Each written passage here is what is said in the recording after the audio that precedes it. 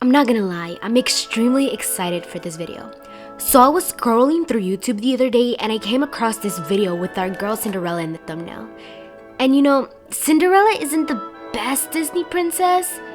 She's very old-fashioned. She's from the 50s, but you know what?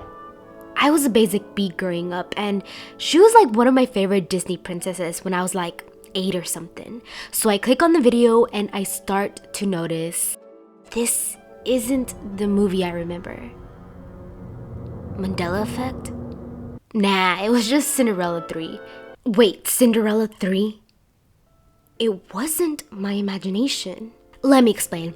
Back then, we didn't have Netflix, we didn't have Disney Plus, we didn't have HBO Max or anything like that. We had Blockbuster. Wow, I really miss the feeling of going to Blockbuster. Except, it was expensive. Like real expensive. Especially video games, which is why I never got good at them. Because of the money. Yep, anyway, that's why we would only go once in a while. But my tia, she had like a whole collection of movies, and when I would go, she would let me pick out a movie to watch. And it was always between Cinderella and Click. Apparently those were my two favorite movies growing up. Completely different from each other. I don't know, don't ask. That's just how things were. The point is, I would watch Cinderella at her house, and I'm pretty sure she had Cinderella too, so I watched that too. I don't remember my opinions on the movie. Probably thought it sucked. But in one of her DVDs, there was a trailer for Cinderella 3. I vividly remember watching that trailer and really wanted to see that movie because they had time travel and a villainous turn of events. But I never saw it because she didn't have that movie and there wasn't any other way to see it besides Blockbuster. Maybe. I don't know. I don't know if they had it in store or maybe I never checked well enough. Either way, I never saw it and over the years I kind of forgot about this movie. Well, I didn't forget. I actually thought this movie was my childhood imaginative brain making things up. Like I dreamt about this trailer or something. I didn't think this movie actually existed. So when I saw this YouTube video on Cinderella 3, my mind exploded. I needed to see more. So I hopped onto Disney Plus, typed in Cinderella, and there they were. All 3 movies. Ooh, I was about to have myself a Cinderella marathon. I got into bed that night, watched all of Cinderella, freaking classic. Started watching Cinderella 2, got about maybe halfway through and fell asleep. Then I woke up 20 minutes later, rewinded it, started watching it again and fell asleep again. Woke up 20 minutes later again, rewinded it again and started watching it again, and this time I fell asleep but I didn't wake up. I mean, no, I woke up. I'm not dead, but I didn't wake up until the next morning. I did end up watching the rest of the movie without falling asleep that following morning though. I don't know if the reason I kept falling asleep was because the movie was bad or because I was extremely tired that day. Maybe a combination of both. The movie wasn't that great. It was pretty bad actually. But that same morning, I finally got to watch Cinderella 3, A Twist in Time. 8-year-old me would be so happy. It's, first of all, way better than the second one. Maybe better than the first. Yeah, no, better than the first. It has so much more to offer. Anastasia's character development, Cinderella's self-reliant go-getter attitude, the king's sweet backstory, Prince Charming's personality. I mean, you're telling me they couldn't put any of this in the original Cinderella story? Why should we have to do the chores? I would rather rot in jail. Washing dishes and scrubbing floors. Okay, so the start of the movie is after the original Cinderella, but before the events of Cinderella 2, I think. Like I said, I was in and out of the second movie. Pathetic. We are immediately greeted by Cinderella's stepmom and sisters losing their minds because these spoiled brats don't know how to live without Cinderella. Even though it's been a year already. Anyway, Anastasia is the one who stands out the most of the 3. It's blatantly obvious how desperate she is. I mean, passionate she is about finding her true love. She wants love. She wants what Cinderella has. To be honest, I can't tell if she's purely jealous of Cinderella or if she's just miserable in her own life. Either way, whatever it is that she feels is what sparks her curiosity and drives her to follow Cinderella and Prince Charming into the woods. She finds them celebrating their 1-year anniversary along with their friends and Cinderella's fairy godmother, who does this. So that's how Cinderella did it. Magic. Okay, I have an issue. How is it that easy to steal her wand? Like honestly, talk about convenient coincidences for a story to carry out as planned.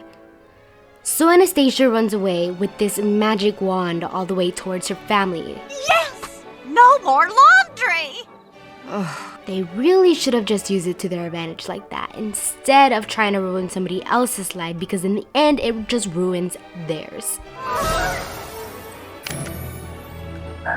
Except Anastasia's, because she still ends up falling in love with the baker. Revenge. But they decide revenge along with personal gain is better than personal gain itself, so they rewind the clock back to the day after the ball. Back to when the prince sent his staff to find the foot that fits the shoe. When they arrive, the first one to try the shoe on is Anastasia. Sure, it's a tight fit, but it fits. And so now the skeptical and the overly enthusiastic soon-to-be princess ride off towards the palace. She is then guided into a room where she eagerly waits for the prince. When he finally arrives, Am I in the right room? surprise, surprise, he doesn't respond as expected by Anastasia. You think there's only one woman in the whole kingdom who wears a size 4.5? I know she mentions in the first movie that they are very comfortable, but how comfortable can they really be? With absolutely no cushion and to be dancing in them all night? What if they break? Oops, I got off topic.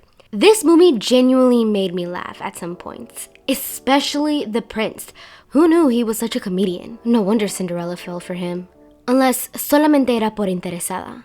Just like her sisters. Anyway, the evil stepmother can't accept a rejection from Prince Charming over here, so she puts him under a spell that substitutes Cinderella with Anastasia in his memory of the ball. I call upon all the forces of the universe. Now you may think these three ladies are the villains of the story, and this woman, this man.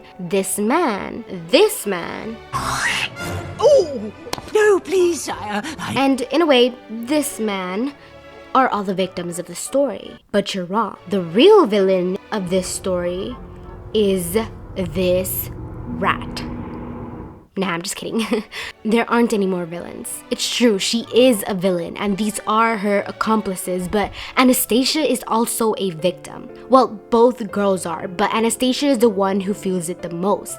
Think about it. Their whole lives, they were raised to believe that happiness is found after a wealthy man with high social status walks into their life, leaving them to have absolutely no self-worth. And so now, as Anastasia is led on to believe she is finally going to obtain this thing called happiness, it's just a fantasy that her mother fabricated. A simple manipulative strategy that she used to move up on the scale of social status. Anastasia is being used and emotionally abused. Okay, if Disney was going to give us this story, they should have fully committed. I wanted to see tears, hearts broken, a full, well-rounded character development for Anastasia. They gave us a hint, which is alright, I guess. It's more than I thought they'd do. I'll give them that. Okay, here's the thing. Cinderella 2 happened, right? At some point in time, the events of Cinderella 3 never happened.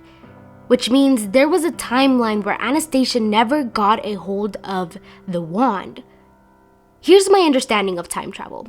There is a linear time of events. In order to disrupt this linear timeline, someone has to travel back in time, and that itself would cause a brand new chain of events, a whole new timeline because of what is known as the butterfly effect. There has to be a disruption to cause the course of time to change. What I want to know is, what was that thing for this movie? I mean, Cinderella 2 happened. We know there's a linear timeline, so there has to be a disruption. Why this time of all others did Anastasia decide to follow them, causing her to be in possession of the wand? Oh, did you expect me to give you an answer or a well-developed theory? No. I'm stumped. I genuinely don't know, but if you have a theory on it, let me know. Okay, so we don't know why Cinderella 3 exists, but honestly, I'm so glad it does. This allowed us to discover who the prince was, and we got to see a side to Cinderella we've never seen before. You may think, Cinderella is not a very good role model for my kids, but you're wrong. Well, that's for you to decide. I'm not here to tell you who your kid should look up to, but the point is, this Cinderella doesn't exist. Well, she does, but only up to this point. After the fact that she was emotionally abused and used by her stepmother her whole life, she stood up to her and took charge of her own life. She took it upon herself to be the hero of her own story. And if determination, confidence, self-assurance is not something you look up to, then I don't know what is. But again, you can raise your kids however you please. And the best part is that when her fairy godmother comes back to life, she doesn't even use her magic wand to restore the timeline. Do you know what this means? Time travel exists in the Disney universe, which opens up the possibilities for Disney theories. A stick. Ooh, let's beat her with it. No, not a stick. A magic wand.